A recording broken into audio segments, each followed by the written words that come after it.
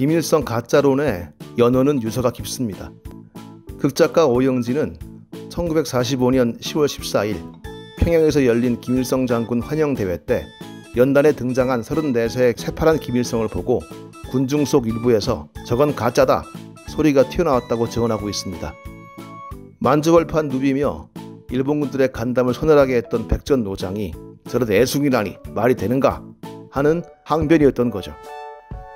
하지만 기실 김일성 장군이 되기에 저 청년은 너무 젊다는 반론은 무의미합니다. 청산리 대첩을 지휘하던 때 김좌진 장군은 불과 31살이었고 당장 6.25 때 우리 국군을 지휘했던 건 가 30을 넘은 참모총장이었습니다. 황소가 얼어 죽는다는 만주벌판에서 풍찬노숙하며 수시로 죽을 고비를 넘기는 빨치산 대장이 백발성성한 노인일 거라는 것은 안방에서 군부를 떼면서 아이들에게 들려주는 이야기 속에서면 몰라도 현실에선 불가능한 일이었습니다. 1937년 6월 4일은 만주벌판에서 조국 해방을 위해 투쟁하는 김일성 장군의 전설이 씨를 뿌린 날이며 또한 만개한 날이고 그럴싸한 화석으로 남게 만든 날이었습니다. 6월 3일 밤 압록강 건너 만주 땅에는 수십 명의 어두운 그림자들이 모여들었습니다. 그들은 뗏목을 타고 소리 없이 노를 저었고 이윽고 조선의 해산진 땅에 발을 디뎠죠. 조선인민혁명군 90여 명이었고 그 지휘자가 김일성이었습니다. 국내에서 빨치산들에게 호응해왔던 조국 광복회원 80여 명이 합세해 왔습니다. 6월 4일 밤 10시 김일성이 권총으로 신호탄을 쏘아 올림으로써 역사적인 보천보 전투가 시작됐습니다. 그런데 양상은 조금 이상하게 전개됩니다. 기관총을 멀리서부터 쏘면서 진격한 덕에 주재소에 나와 있던 일본인 경찰 3명과 조선인 경찰 2명이 사태를 미리 파악하고 도망친 겁니다.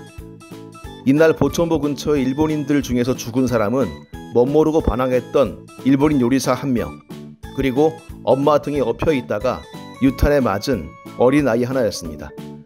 후퇴하는 유격대원을 추격해온 일본 경찰을 사살하긴 했지만 대첩이라고 하기엔 무엇한 전과였고 청사의 길이 빛날 전과에는 턱없이 모자랐습니다.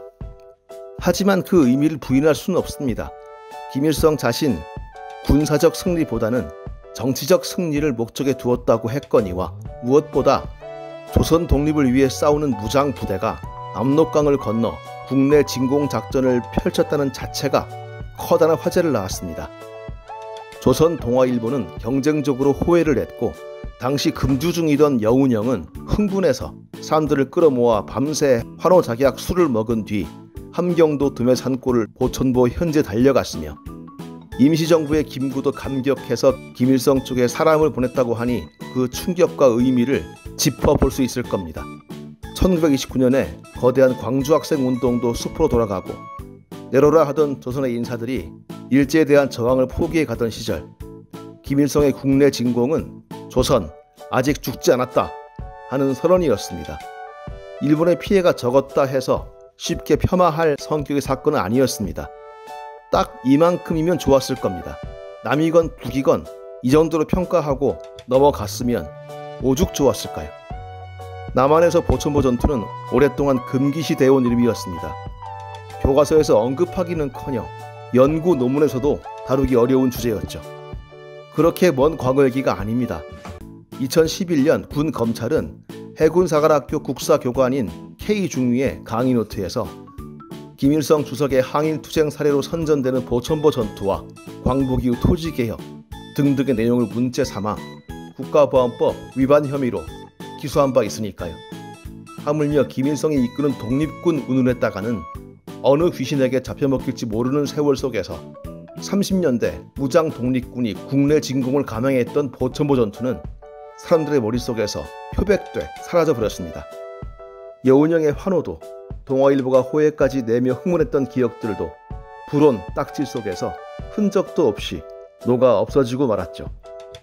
북한도 우리와 같은 단군의 자손, 북한의 억지 또한 다르지 않았습니다.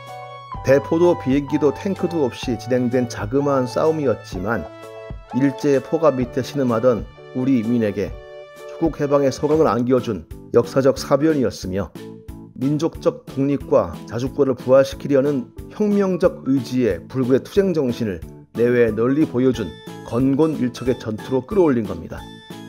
오늘날 보천보 전투 당시 희생된 일본인의 상점 앞에 세워진 안내판에 쓰여진 글은 그중 압권입니다.